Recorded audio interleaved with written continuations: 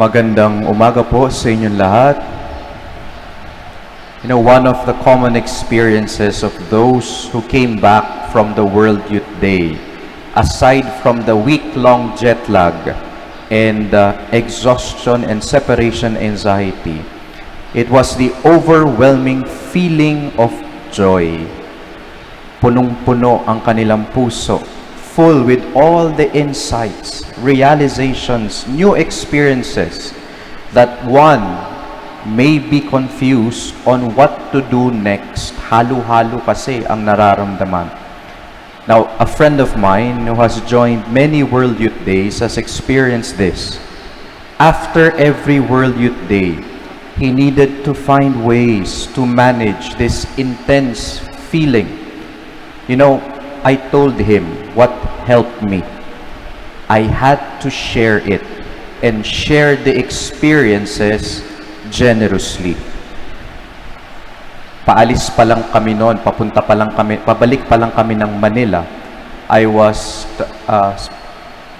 messaged by my seminary formator if I could give a recollection to the seminarians about my World Youth Day experience as a young priest.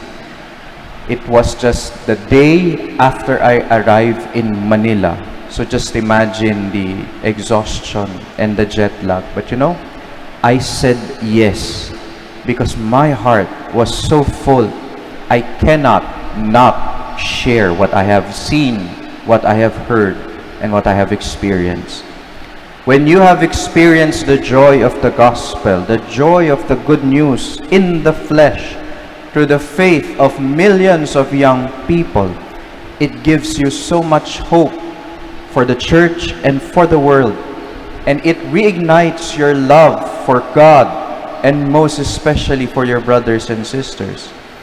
Your heart is so full that it spills over. That's what happened in the Christians in Colossae in our first reading. After hearing the good news of Jesus Christ, their hearts became so full that the gospel took root in Colossae and it bore many fruit.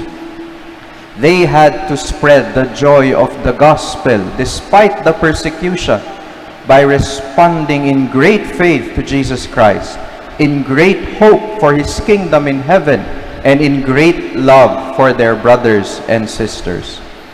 When you encounter Jesus Christ, you will never be the same again.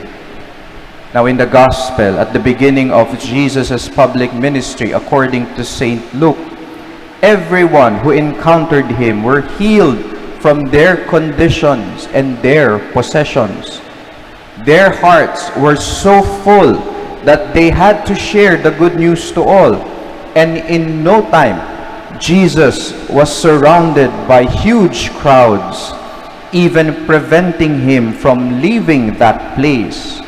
But the good news cannot be contained in one place. It has to be proclaimed to all. Brothers and sisters, in this Mass, we receive the good news in the flesh through the Eucharist. Our hearts will be full again, and the joy will spill over, so that when you go out of this cathedral, you will share that good news, the joy of the good news, to those you will meet along the way. But if you cannot find that joy yet, pray. Pray for healing, because a cup with cracks cannot hold water. Pray that your wounds in your hearts may be healed and your heart may be made whole, so you can bear the joy of the gospel, and more importantly, share that joy to those who thirst for it. Amen.